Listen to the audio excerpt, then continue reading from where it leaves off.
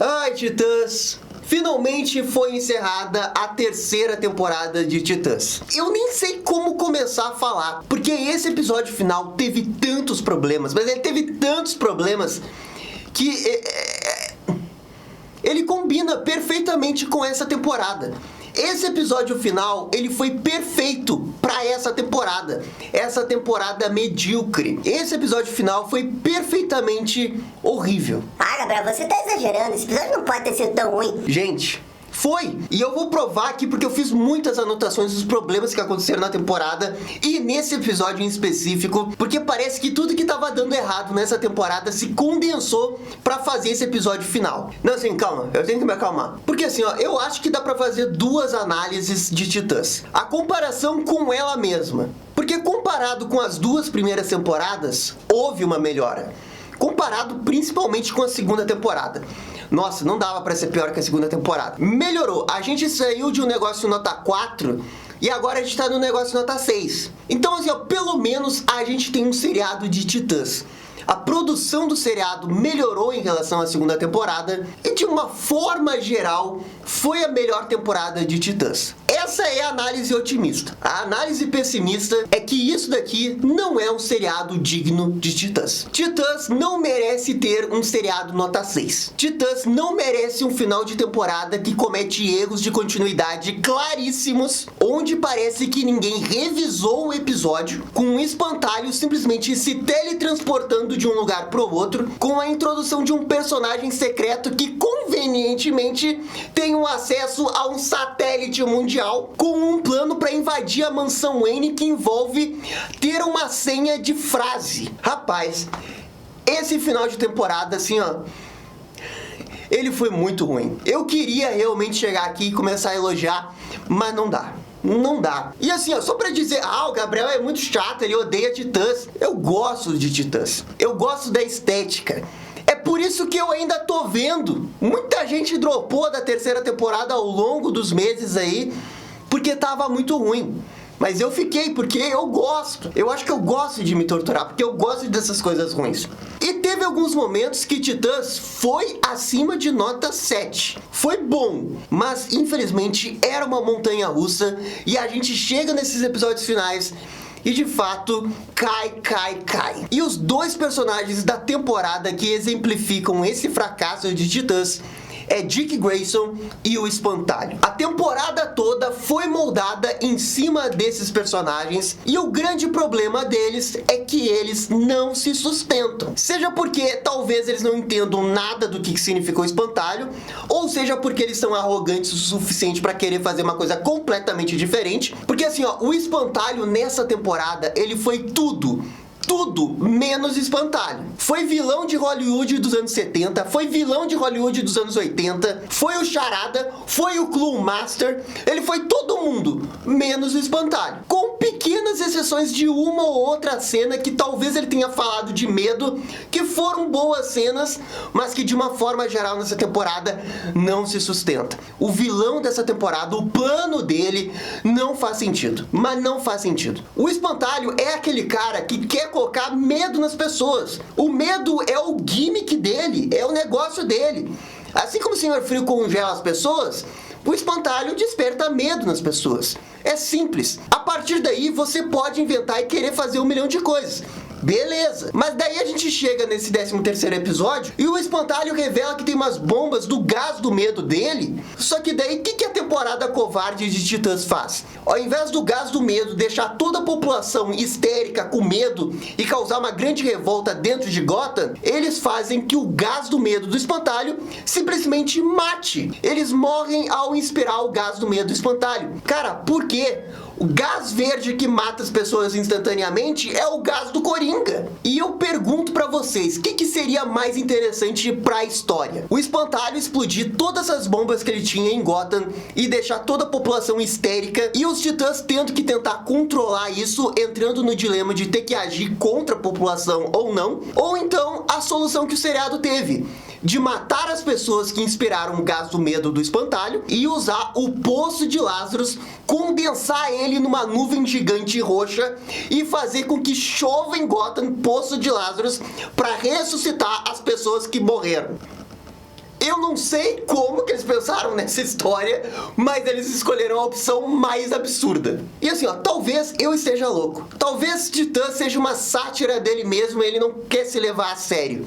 Como Venom 2 não se leva a sério. O problema é que eu não acho que é isso. Eu acho que eles estão querendo fazer um negócio sério mesmo. E eles realmente acham que estão fazendo um negócio super, super mega foda, enquanto na verdade não é. É a coisa mais idiota possível. Deixa eu me acalmar. E vamos começar a falar do episódio desde o início. O episódio começa com um espantalho na Batcaverna, vendo umas narrações de uma guerra, e ele chega à conclusão que ele pode alterar o seu plano para fazer uma coisa um pouco mais exagerada. E por causa disso, ele entra em contato com seu segundo em comando, que é um policial que traiu o Gotham, e ele diz para esse policial que ele não precisa mais da Bárbara Gordon e que ele pode fazer qualquer coisa com ela. E aqui a gente já chega no primeiro problema desse episódio final. O Espantalho, o vilão da temporada que tava falando desse plano mega mirabolante a temporada inteira, ele vê um documentáriozinho da Segunda Guerra e ele decide mudar o plano por causa disso. Então tá, né? Tá bom, mas vamos continuar. A gente corta pra delegacia de Gotham, onde os policiais estão indo atrás da Bárbara Gordon pra poder matar ela. E é então que surge essa personagem que é a Vi. E essa personagem tem um grande plot twist. Ela trabalha pra Argus. Ela mesma cuida desses policiais fora de tela, derrotando eles num elevador, e ela meio que restaura os poderes da Bárbara Gordon como comissária. E as duas começam a ajudar os Titãs para resolver essa parada em Gotham. E assim, eles não falam quem que é o nome dessa personagem, mas fica um pouco subentendido que é a Amanda Waller. E aqui já vem um dos grandes problemas que eu tenho com esse final. Eles simplesmente colocam a Argus no episódio sem ter dado nenhuma dica na temporada que isso poderia acontecer. A Argus estava ali infiltrada em Gotham secretamente, e eles viram todas essas pistoladas que aconteceram ao longo da temporada e eles não fizeram nada. Mas quando chega no episódio final, é óbvio que eles têm que se apresentar e ajudar a Bárbara Gordon, inclusive com vários policiais da Argus que obviamente estavam em Gotham. Mas tudo bem, sou eu que tô sendo chato, sou eu que tô vendo problema no roteiro, sou eu que tô tentando ver esses problemas. Muito bem, vamos continuar porque vocês vão ver que os problemas vão continuar. Em paralelo a tudo isso, a gente vê o Tim Drake e a Donna Troy cuidando de alguns policiais. E eles acabam se encontrando com a Ravena e o Mutano, que acaba ajudando eles a lidar com esses policiais. E nisso a gente tem umas cenas fofas ali da Ravena se reencontrando com a Donna Troy. É de fato uma cena legal, principalmente porque eu gosto dessas duas personagens. Eu gosto da Ravena, eu gosto da Donna Troy.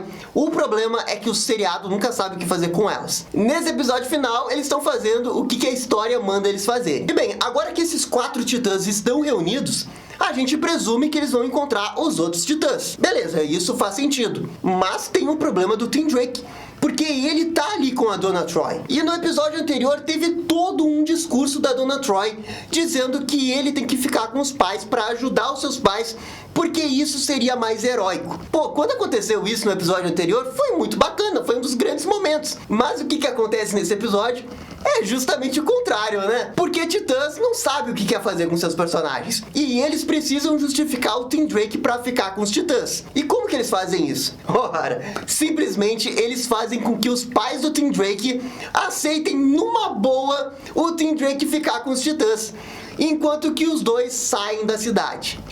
Ai... Sério? Olha, o Tim Drake, ele não tem culpa nenhuma disso. Ele é o melhor personagem da temporada, diga-se de passagem. Mas ele não tem culpa que tem os piores pais do mundo. O que eu posso fazer? Os pais dele, ao chancelarem que ele fique numa cidade que tá com 9 bombas prestes a explodir, mostra que eles são tão ruins quanto a mãe do Shazam lá naquele episódio e quanto os pais da Pantera lá no episódio da Stargirl da primeira temporada. E você quer uma outra coisa muito aleatória? É esse cara aqui que é o irmão do Tim Drake, e ele simplesmente pega uma metralhadora e ele começa a usar uma metralhadora como se fosse o maior especialista do mundo. Poxa, velho, eu até consigo entender que o Tim Drake consegue lutar, que ele tem habilidades de detetive, porque afinal de contas ele vai ser Robin. Mas esse cara aqui, ele é o aleatório do aleatório da terceira temporada, e eles simplesmente deram uma arma pra ele. Aliás, quem consegue as armas no episódio anterior é ele, e ele tem 2, 3 frases na temporada inteira, velho. A temporada inteira. inteira. Então, Titãs, quando precisa ser conveniente, eles não têm nenhuma vergonha de ser muito conveniente. Mas tudo bem, esse é só o início do episódio, é uma coisa pequena, não é tão relevante assim. Mas se preparem, porque vai ficar pior. Em paralelo a tudo isso, a gente vê que a Estelar fica braba com o Superboy, porque no episódio anterior ele destruiu a nave da Blackfire, e a Estelar meio que toma as dores da Blackfire. Mas a verdade é que a Blackfire tá super de boa com isso e super entende o que o Superboy fez, apesar dela não concordar muito com isso. De qualquer jeito, toda essa história da Estelar e da Blackfire é jogado pra escanteio pra alguma futura temporada. Todo esse build-up que eles criaram na temporada toda envolvendo as duas é deixado de lado, não é mais falado sobre isso, e elas voltam a ajudar os Titãs para resolver o problema de Gotham. Ou seja, foi tudo uma grande perda de tempo, principalmente ir até a nave. E bem, também tá acontecendo o negócio das bombas do Espantalho, porque ele tem 10 bombas espalhadas por Gotham e ele deixou as dicas de onde essas bombas estão através de poemas, na qual o Dick Grayson conseguiu esses poemas no episódio anterior. Beleza, isso não tem nada a ver com Espantalho, tá mais pra charada, tá mais pra Clue Master, porque quem deixa a pista pra resolver é o Clue Master, e quem deixa a charada pra resolver é o charada. O Espantalho meio que fica no meio termo, mas eles quiseram pegar alguma coisa dos dois aí. O problema é que o Espantalho já tá meio que pé da vida, e ele decide explodir uma bomba bem na frente do Asa Noturna. E essa bomba tem aquele gás do medo que eu falei, só que é aquele gás do medo que não deixa as pessoas com medo, e sim mata elas instantaneamente. E é aqui no episódio que acontece esse erro de continuidade que não faz sentido nenhum. Veja só, o Espantalho nessa cena tá conversando com a Asa Noturna na Batcaverna, e ele detona a bomba para explodir na frente do Asa Noturna. Aí, numa cena seguinte, o Espantalho tá com uma máscara de gás no meio de Gotham City, bem aonde explodiu essa bomba. Cara, o que aconteceu aqui? Ele tava na Batcaverna, pegou um carrozinho, foi até a Gotham, olhou o que ele fez e decidiu voltar pra Batcaverna, porque depois ele nunca mais aparece em Gotham. É por isso que eu acho que aconteceu alguma coisa nesse final de temporada que eles tiveram que editar pra Dedéu. Eu acho que eles mudaram tudo. Não sei o que aconteceu, mas eu acho que esse não era o final pretendido por eles. E bem, nesse momento, os Titãs finalmente se reúnem todo mundo junto, e eles meio que estão tentando encontrar pistas através dos poemas de onde estão as localizações da bomba. E você pensa que vai ser um negócio meio até charada, com eles resolvendo os poemas, tentando encontrar exatamente a localização dessas bombas. É o que iria acontecer num episódio normal de Batman, por exemplo. Mas o Dick Grayson, ele percebe que eles não deveriam estar fazendo isso, porque fazer isso é jogar o jogo do Espantalho. E o Asa Noturna pede pra todo mundo parar de fazer isso, e eles decidem elaborar um novo plano de ataque. O que eles precisam fazer não é ir atrás das bombas, e sim parar o Espantalho. E é então que ele traça o genial plano de invadir a Batcaverna. E aqui, ó, deixa eu respirar por um segundo, porque... Pô, velho, não é possível. O Superboy falou isso há 2 episódios. Ele falou, vamos invadir a Batcaverna. O Espantalho tá lá. Vocês têm o Superboy pra invadir a Batcaverna. Ninguém vai impedir ele. E daí o Dick Grayson, no alto da sua arrogância lá no episódio 11... Não, é o que o Espantalho tá querendo fazer. E agora, 2 episódios depois, pelo amor de Deus, me vem com esse plano de invadir a Batcaverna de novo. Pô, velho, é o que prova que eles não têm noção do que eles estavam escrevendo. Nenhuma noção, não tem lógica as coisas que acontecem nessa série. Ai, cadê a minha bombinha? E bem, o plano não é só isso. Eles dividem o plano em 2 coisas. A primeira equipe que vai invadir a Batcaverna e a segunda equipe que é formada pelos membros superpoderosos para ir atrás do Poço de Lazarus. Porque eles criam um plano muito absurdo que envolve transformar o Poço de Lazarus numa chuva para ressuscitar as pessoas que já morreram. Como que isso funciona, eu não faço ideia, mas eles dão uma meta-ciência ali que é pra explicar tudo isso como funciona. Realmente, a lógica disso, dane-se. Na minha opinião, é só uma desculpinha pra tirar os membros mais poderosos da invasão da Batcaverna. Porque, convenhamos, se a Ravena ou a Estelar invadisse a mansão Wayne, os policiais ali não teriam a menor chance. Eles têm super, hiper, mega poderes. E o que eles têm que fazer é criar drama, é criar tensão. E por isso quem invade a mansão Wayne de fato são os heróis que não têm poderes ou que são vulneráveis à bala. Porque é exatamente isso que acontece. Ai, Titãs e suas conveniências. Ai.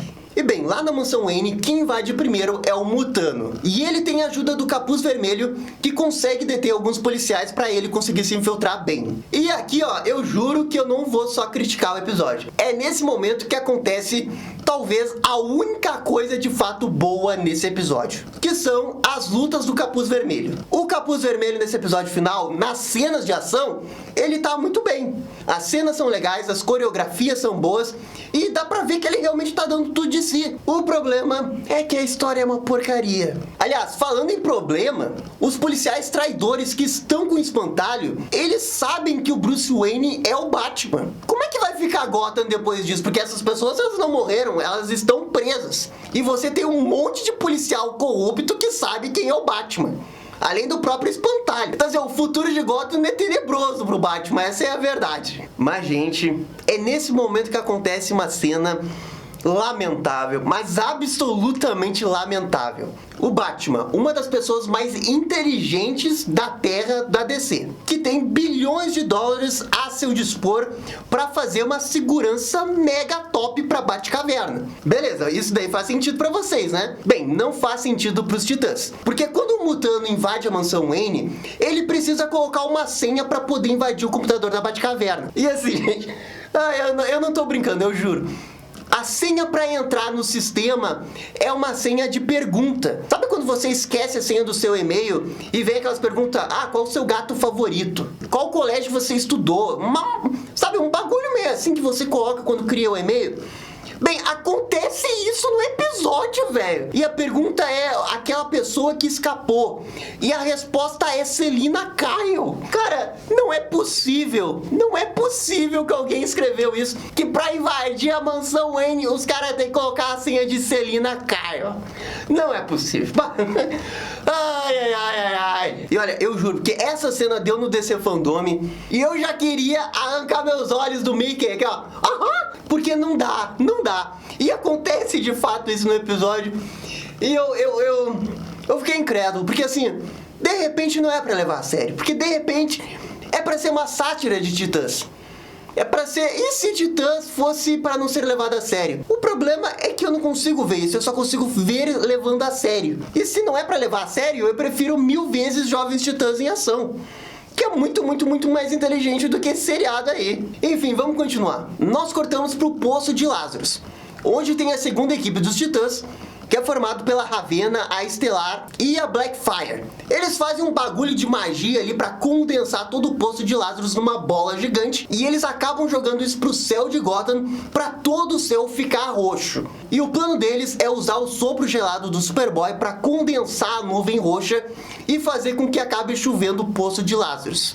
E assim ressuscitar as pessoas. Bem, esse plano aí acaba funcionando. Tem todo o negócio da Donna Troy levar raio e dessa vez ela sobreviver, mostrando que de fato Titãs não tem lógica nenhuma. Mas que bom que dessa vez a Donna Troy sobreviveu a um raio. Pelo menos isso. E enquanto isso, acontece uma outra cena bem badass do Asa Noturna enfrentando uns caras na mansão Wayne, que é bem legal, diga-se de passagem. E o Espantalho, vendo as câmeras de segurança da Batcaverna, ele vê que de fato o plano dele tá indo por água abaixo. E então ele decide explodir todas essas bombas de uma vez por todas. Só que a questão é que os Titãs tinham hackeado o computador. E a Bárbara Gordon, usando o satélite da Argus, consegue maquiar a imagem que o Espantalho estava vendo lá na Batcaverna para poder melar o plano dele de uma vez por todas. E daí o Espantalho é finalmente derrotado com um soco do Tim Drake. É isso aí, Tim Drake. É o único personagem que se salva nessa temporada. Você e a Donna Troy e a Ravena são os únicos. E a Blackfire também se salva. E com isso, com o Espantalho capturado e a chuva do Poço de Lazarus que de fato ressuscita todo mundo, eles acabam salvando Gotham. Uhul! Nunca duvidei dos Titãs, mas olha a bagunça que eles fizeram. E nesse momento meio que a gente vai pro encerramento da temporada onde eles se dedicam até alguns bons minutos pra encerrar todos os arcos dos personagens. E assim, arcos, né? Porque não dá pra dizer que o Mutano passou por um arco nessa temporada. O Bruce Wayne aparece em Gotham e ele tem uma conversa final com o Jason Todd. E cara, essa cena entre os dois é uma das melhores coisas do episódio e talvez uma das melhores coisas desse Batman na temporada. O Bruce reconhece os seus erros e tem um diálogo muito interessante do Batman falando, né, que de fato matou o Coringa pelo Jason Todd. E o Jason Todd responde obrigado. E assim, ó, olhando em retrospectiva, essa ideia do Batman matar o Coringa e mesmo assim nascer um capuz vermelho nesse universo é uma história bem legal, é uma ideia boa. O problema é que você tira o Batman completamente da história. Talvez funcionasse melhor se o Batman de fato tivesse uma importância na história. Mas o Batman de fato tá ali só pra dar um start. Então assim, ó, essa história talvez funcionasse melhor se não tivesse Titãs e focasse no Batman com o Espantalho e alguns outros membros ali e ficasse só entre eles, só entre a Bat-família. Mas a verdade é que do jeito que ficou, não é nem uma história dos Titãs e não é nem uma história do Batman. É uma mistura de várias coisas que realmente não é tão interessante assim. De novo, é de fato uma boa ideia o Batman matar o Coringa e ter um desdobramento completamente diferente dessa história do Capuz Vermelho. Mas uma coisa é você ter uma boa ideia, outra coisa é você fazer um bom roteiro em cima disso. E no final, os Titãs saem de Gotham, tem uma despedida final ali, mas antes de terminar a temporada, eles têm que ter uma última cena final, que é a cena para fechar tudo com chave de ouro. A gente tem essa cena envolvendo o Espantalho no Asilo Arkham e o Dick Grayson indo visitar o Espantalho. O Espantalho fica se vangloriando que daqui a pouco ele vai sair dali, porque Asilo Arkham nunca fica preso por muito tempo. E daí o Dick Grayson, então aqui ó, pode vir Ravena. E daí a Ravena chega ali, simplesmente invoca uma criatura que sai dela, literalmente, e esse negócio vai pra dentro do Espantalho, e o Espantalho fica agonizando em dor, como se eles estivessem torturando o Espantalho. E daí não o suficiente, enquanto que o Espantalho tá agonizando de dor na sua cela, já preso, derrotado, o Dick Grayson e a Ravena saem de costas ali e saem sorrindo, se achando as pessoas mais poderosas do planeta Terra. Bravo, bravo, bravo. Não havia final melhor para a terceira temporada do que essa cena aí. Não havia, olha, de fato não havia. Olha, eu já falei num outro vídeo de Batman que eu realmente não me importo em ter versões alternativas de alguns personagens e essas versões serem mais adultas, mais exageradas, mais sérias, onde de fato alguns personagens podem até matar, sabe? O próprio Snyder tentou fazer isso com o Batman. Não foi tão bem assim, mas ele tentou e eu respeito por ele ter tentado. O Batman dele não é o meu Batman favorito, mas eu respeito por ter tentado. E o Titãs é um negócio assim. Eu respeito demais eles tentarem fazer essa abordagem meio vida louca, adolescente, rebelde dos Titãs, que só quer fazer algumas cenas badass e não tem lógica nenhuma. Beleza, vai fundo com essa ideia vida louca aí. O problema é que às vezes Titãs é totalmente hipócrita. O Asa Noturna fica pistola com o Capuz Vermelho por ele ter matado o Hank. E daí, 2 episódios seguintes, a gente vê a Estelar pegando um mafioso e queimando ele até a morte. O Dick Grayson no passado também matou outras pessoas. Então assim, ó, eles querem meter essa filosofia que tem nas HQs de que o Batman não mata, que a gente não mata, mas ao mesmo tempo eles matam. Então assim, a história ela entra em parafuso porque ela não faz sentido. O universo ele não tem coesão. Então quando era pra acontecer o grande embate da temporada, que era o Asa Noturna contra o Capuz Vermelho, a gente não tem esse contraponto dos personagens. Porque no fundo, os dois são assassinos. E eu aceitaria super na boa se eles tivessem noção que eles estão sendo hipócritas. Que eles de fato têm erros e estão tentando superar esses erros. Mas de fato não é isso que acontece. O tempo todo vem um retcon em cima de um personagem. Uma hora o Asa Noturna mata pessoas, daí vem um retcon, não, ele nunca matou ninguém. Uma hora a Dona Troy morre por causa de um raio, daí na temporada seguinte ela sobrevive ao mesmo raio. São retcons em cima de retcons que acabam com qualquer coesão narrativa que uma história de super-herói super-heróis poderia ter. E essa cena final sintetiza exatamente isso, velho. O Espantalho já tá preso, ele tá com essas camisas de força, totalmente incapacitado de fazer qualquer coisa. Deu, acabou, ele tá preso. Mas Deus, os Titãs têm que ir ali e fazer com que ele passe por uma tortura psicológica. Por quê? Porque eles são hipócritas. Na vontade dos escritores de fazer uma cena super badass, exagerada, adulta, dos Titãs chegar e fazer uma tortura psicológica no vilão, eles abrem mão da alma dos personagens, principalmente no que diz respeito ao que eles estão falando a temporada inteira. Antes eles fossem super mega assassinos que não estavam nem aí, beleza, aí tudo bem. Mas eles não agem conforme as palavras que eles falam. Parece que são duas coisas completamente diferentes. E é por isso que essa cena é perfeita. Essa cena simboliza Titãs.